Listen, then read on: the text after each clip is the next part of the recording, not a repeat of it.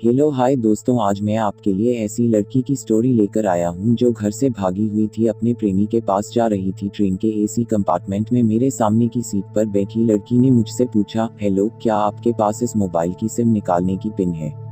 उसने अपने बैग से एक फ़ोन निकाला, वह नया सिम कार्ड उसमें डालना चाहती थी, लेकिन सिम स्लॉट खोलने के लिए पिन की ज़रूरत पड़ती है, जो उसके पास नहीं थी। मैंने हाँ में गर्दन हिलाई और अपने क्रॉस बैग से पिन निकालकर लड़की को दे दी। लड़की ने थैंक्स कहते हुए पिन ले ली और सिम डालकर पिन मुझे वापस कर दी। थोड़ी देर बाद वो फिर से इधर उधर ताकने लगी, मुझसे रहा नहीं गया। मैंने पूछ लिया, कोई परेशानी? वो बोली, सिम स्टॉप नहीं हो रही है। मैंने मोबाइल मांगा, उसने दिया। मैंने उसे कहा कि सिम अभी एक्टिवेट नहीं हुई है, थोड़ी देर में हो जाएगी। एक्टिव होने के बाद आईडी वेरिफिकेशन होगा, उसके बाद आप इसे इस्तेमाल कर सकेंगी। लड़की ने पूछा, आईडी वेरिफिकेशन क्यों? मैंने कहा, आजकल सिम वेरिफिकेशन के बाद एक्टिव होती है। जिस नाम से यह सिम उठाई गई है उसका ब्यौरा पूछा जाएगा, बता देना। लड़की बुदबुदाए, ओ। मैंने दिलासा देते हुए कहा, इसमें कोई परेशानी की कोई बात नहीं। वो अपने एक हाथ से दूसरा हाथ दबाती रही, मानो किसी परेशानी में हो। मैंने फिर विनम्रता से कहा, आपको कहीं कॉल करना हो तो मेरा मोबाइल इस्तेमाल कर लीजिए। लड़की ने कहा, जी फिलहाल नहीं थैंक्स, लेकिन ये सिम किस नाम से खरीदी गई है मुझे नहीं पता।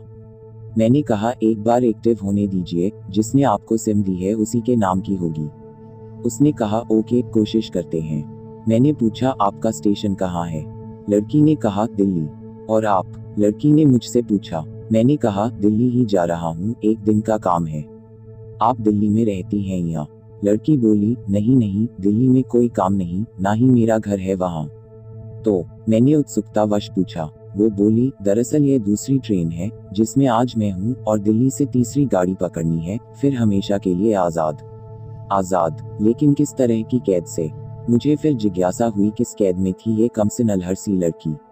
लड़की बोली, उसी कैद में थी जिसमें हर लड़की होती है, जहाँ घर वाले कहे शादी कर लो, जब जैसा कहे वैसा करो। मैं घर से भाग चुकी हूँ। मुझे ताज्जुब हुआ, मगर अपने ताज्जुब को छुपाते हुए मैंने हंसते हुए पूछा, अकेली भाग रही हैं आप? आपके साथ कोई नजर नहीं आ रहा? उद्धरण चिन्ह। वो बोली, अकेली नहीं, साथ में है कोई। कौन? मेरे प्रश्न खत्म नहीं हो रहे थे। दिल्ली से एक और ट्रेन पकड़ूंगी, फिर अगले स्टेशन पर वो जनाब मिलेंगे, और उसके बाद हम किसी को नहीं मिलेंगे। ओह, तो ये प्यार का मामला है? उसने कहा, जी। मैंने उसे बताया कि मैंने भी लव मैरिज की है। ये बात सुनकर वो खुश हुई, बोली, वाह, कैसे, कब? लव मैरिज की बात सुनकर वो मुझसे बात करने में रुचि लेने लगी। मैंने कहा, कब, कैसे, कहाँ? वो मैं बाद में बताऊंगा, पहले आप बताओ, आपके घर में कौन कौन है? उसने होशियारी बरतते हुए कहा, वो मैं आपको क्यों बताऊं? मेरे घर में कोई भी हो सकता है, मेरे पापा माँ भाई बहन, या हो सकता है भाई ना हो सिर्फ बहनें हो, या ये भी हो सकता है कि बहनें ना हो और 2-4 गुस्सा करने वाले बड़े भाई हो। मतलब मैं आपका नाम भी नहीं पूछ सकता? मैंने काउंटर मारा।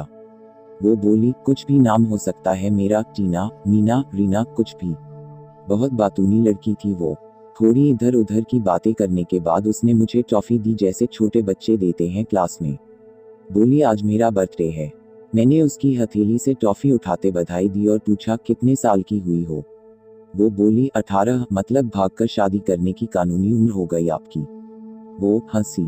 कुछ ही देर में काफी फ्रैंक हो चुके थे हम दोनों, जैसे बहुत पहले से जानते हो एक दूसरे को। मैंने उसे बताया कि मेरी उम्र 35 साल है, यानी 17 साल बड़ा हूँ। उसने चुटकी लेते हुए कहा, लग तो नहीं रहे हो। मैं मुस्कुरा दिया। मैंने उससे पूछा, तुम घर से भागकर आए हो, तुम्हारे चेहरे पर चिंता के निशान जरा भी नहीं है, इतनी बेफिक्री मैंने पहली बार देखी। खुद की तारीफ सुनकर वो खुश हुई, बोली, मुझे उन जनाब ने, मेरे लवर ने पहले से ही समझा दिया था कि जब घर से निकलो तो बिल्कुल बिंदास रहना, घर वालों के बारे में बिल्कुल मत सोचना, बिल्कुल अपना मूड खराब मत करना, सिर्फ मेरे और हम दोनों के बारे में सोचना, और मैं वही कर रही हूँ। मैंने फिर चुटकी ली, कहा, उसने तुम्हें मुझ जैसे अनजान मुसाफिरों से दूर रहने की सलाह नहीं दी? उसने हंसकर जवाब दिया, नहीं, शायद वो भूल गया होगा ये बताना। मैंने उसके प्रेमी की तारीफ करते हुए कहा, वैसे तुम्हारा बॉयफ्रेंड काफी टैलेंटेड है। उसने किस तरह से तुम्हें अकेले घर से रवाना किया, नई सिम और मोबाइल दिया, 3 ट्रेन बदलवाए ताकि कोई ट्रैक ना कर सके, वेरी टैलेंटेड पर्सन। लड़की ने हामी भरी, बोली, बहुत टैलेंटेड है वो, उसके जैसा कोई नहीं। मैंने उसे बताया कि मेरी शादी को 10 साल हुए हैं, एक बेटी है 8 साल की और एक बेटा 1 साल का, ये देखो उनकी तस्वीर। मेरे फोन पर बच्चों की तस्वीर देखकर उसके मुंह से निकल गया, सो क्यूट। मैंने उसे बताया कि ये जब पैदा हुई तब मैं कुवैत में था, एक पेट्रो कंपनी में बहुत अच्छी जॉब थी मेरी, बहुत अच्छी सैलरी थी। फिर कुछ महीनों बाद मैंने वो जॉब छोड़ दी और अपने ही कस्बे में काम करने लगा। लड़की ने पूछा, जॉब क्यों छोड़ी? मैंने कहा, बच्ची को पहली बार गोद में उठाया तो ऐसा लगा जैसे मेरी दुनिया मेरे हाथों में है। 30 दिन की छुट्टी पर घर आया था, वापस जाना था लेकिन जा ना सका। इधर बच्ची का बचपन खर्च होता रहे, उधर मैं पूरी दुनिया कमा लूं तब भी घाटे का सौदा है। मेरी 2 टके की नौकरी, बचपन उसका लाखों का। उसने पूछा, क्या बीवी बच्चों को साथ नहीं ले जा सकते थे वहाँ? मैंने कहा, काफी टेक्निकल मामलों से गुजरकर एक लंबे समय के बाद रख सकते हैं, उस वक्त ये मुमकिन नहीं था। मुझे दोनों में से एक को चुनना था, आलीशान रहन सहन के साथ नौकरी या परिवार। मैंने परिवार चुना, अपनी बेटी को बड़ा होते देखने के लिए। मैं कुवैत वापस गया था लेकिन अपना इस्तीफा देकर लौट आया। लड़की ने कहा, वेरी इम्प्रेसिव।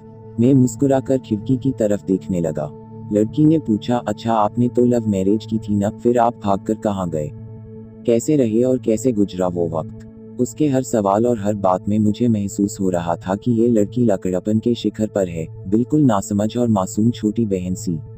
मैंने उसे बताया कि हमने भागकर शादी नहीं की और ये भी है कि उसके पापा ने मुझे पहली नज़र में सख्ती से रिजेक्ट कर दिया था। उन्होंने आपको रिजेक्ट क्यों किया? लड़की ने पूछा। मैंने कहा, रिजेक्ट करने का कुछ भी कारण हो सकता है, मेरी जाति, मेरा काम, घर परिवार। बिल्कुल सही, लड़की ने सहमति दर्ज कराई और आगे पूछा, फिर आपने क्या किया? मैंने कहा, मैंने कुछ नहीं किया, उसके पिता ने रिजेक्ट कर दिया, वहीं से मैंने अपने बारे में अलग से सोचना शुरू कर दिया था। खुशबू ने मुझे कहा कि भाग चलते हैं, मेरी वाइफ का नाम खुशबू है। मैंने 2 टूक मना कर दिया। वो 2 दिन तक लगातार जोर देती रही कि भाग चलते हैं। मैं मना करता रहा। मैंने उसे समझाया कि भागने वाले जोड़े में लड़के की इज्जत पर कोई खास फर्क नहीं पड़ता, जबकि लड़की के पूरे कुल की इज्जत धुल जाती है।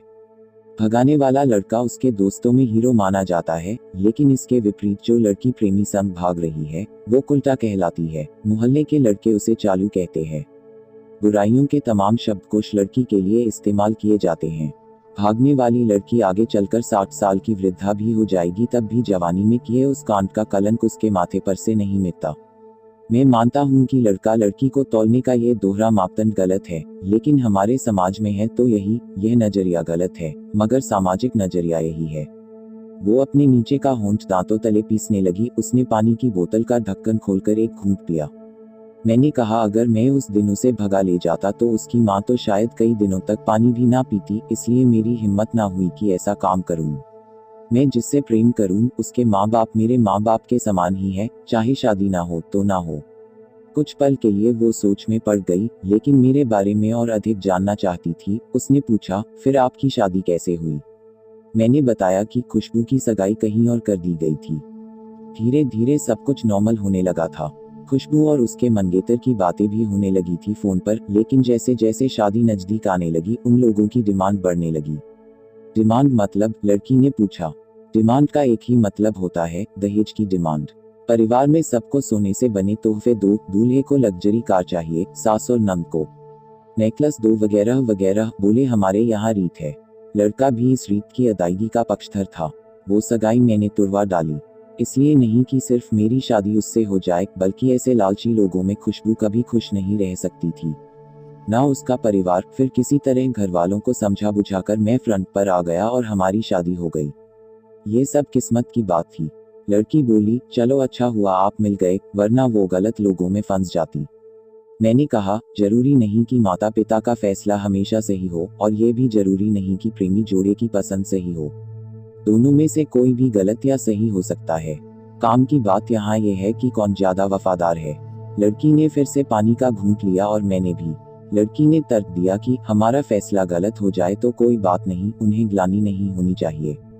मैंने कहा, फैसला ऐसा हो जो दोनों का हो, बच्चों और माता पिता दोनों की सहमति, वो सबसे सही है। बुरा मत मानना, मैं कहना चाहूंगा कि तुम्हारा फैसला तुम दोनों का है, जिसमें तुम्हारे पेरेंट्स शामिल नहीं हैं, ना ही तुम्हें इश्क का असली मतलब पता है अभी। उसने पूछा, क्या है इश्क का सही अर्थ? मैंने कहा, तुम इश्क में हो, तुम अपना सब कुछ छोड़कर चली आई, ये सच्चा इश्क है। तुमने दिमाग पर जोर नहीं दिया, ये इश्क है। फायदा नुकसान नहीं सोचा, ये इश्क है। तुम्हारा दिमाग दुनियादारी के फितूर से बिल्कुल खाली था, उस खाली जगह में इश्क का फितूर भर दिया गया। जिन जनाब ने इश्क को भरा, क्या वो इश्क में नहीं है? यानी तुम जिसके साथ जा रही हो वो इश्क में नहीं, बल्कि होशियारी हीरोगिरी में है। जो इश्क में होता है वो इतनी प्लानिंग नहीं कर पाता है, 3 ट्रेनें नहीं बदलवा पाता है, उसका दिमाग इतना काम ही नहीं कर पाता। कोई कहे मैं आशिक हूँ और वो शातिर भी हो, ये नामुमकिन है। मजनू इश्क में पागल हो गया था, लोग पत्थर मारते थे उसे, इश्क में उसकी पहचान तक मिट गई। उसे दुनिया मजनू के नाम से जानती है, जबकि उसका असली नाम कैस था, जो नहीं इस्तेमाल किया जाता। वो शातिर होता तो कैसे मजनू ना बन पाता। फरहाद ने शीरी के लिए पहाड़ों को खोदकर नहर निकाल डाली थी और उसी नहर में उसका लहू बहा था, वो इश्क था। इश्क में कोई फकीर हो गया, कोई जोगी हो गया, किसी मांझी ने पहाड़ तोड़कर रास्ता निकाल लिया। किसी ने अतिरिक्त दिमाग नहीं लगाया, चालाकी नहीं की। लालच, हवस और हासिल करने का नाम इश्क नहीं है। इश्क समर्पण करने को कहते हैं, जिसमें इंसान सबसे पहले खुद का समर्पण करता है, जैसे तुमने किया, लेकिन तुम्हारा समर्पण हासिल करने के लिए था, यानी तुम्हारे इश्क में लालच की मिलावट हो गई। लकड़ी अचानक खोसी गई, उसकी खिलखिलाहट और खिलंदड़ापन एकदम से खामोशी में बदल गया। मुझे लगा मैं कुछ ज्यादा बोल गया, फिर भी मैंने जारी रखा। मैंने कहा, प्यार तुम्हारे पापा तुमसे करते हैं, कुछ दिनों बाद उनका वजन आधा हो जाएगा, तुम्हारी माँ कई दिनों तक खाना नहीं खाएगी, ना पानी पिएगी। जबकि आपको अपने आशिक को आजमा कर देख लेना था, ना तो उसकी सेहत पर फर्क पड़ता, ना दिमाग पर, वो अक्लमंद है, अपने लिए अच्छा सोच लेता। आजकल गली मोहल्ले के हर तीसरे लौंडे लपाटे को जो इश्क हो जाता है, वो इश्क नहीं है, वो सिनेमा जैसा कुछ है। एक तरह की स्टंटबाजी, टीरिंग, अलग कुछ करने का फितूर, और कुछ नहीं। लड़की का चेहरे का रंग बदल गया, ऐसा लग रहा था वो अब यहाँ नहीं है, उसका दिमाग किसी अतीत में टहलने निकल गया है। मैं अपने फोन को स्क्रॉल करने लगा, लेकिन मन की इंद्री उसकी तरफ थी। थोड़ी ही देर में उसका और मेरा स्टेशन आ गया। बात कहाँ से निकली थी और कहाँ पहुँच गई। उसके मोबाइल पर मैसेज टोन बजी, देखा, सिम एक्टिवेट हो चुकी थी।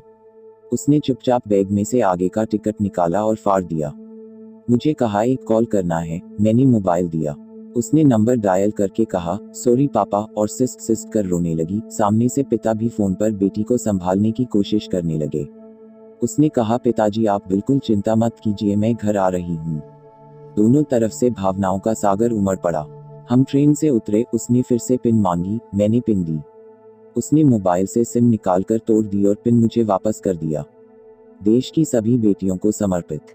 ये मेरा दावा है, माता पिता से ज्यादा तुम्हें दुनिया में कोई प्यार नहीं करता। और ऐसी स्टोरी सुनने के लिए हमारे चैनल को सब्सक्राइब करें और स्टोरी तुम्हें कैसी लगी कमेंट करके जरूर बताएं। मिलते हैं अगले वीडियो में, जब तक के लिए धन्यवाद।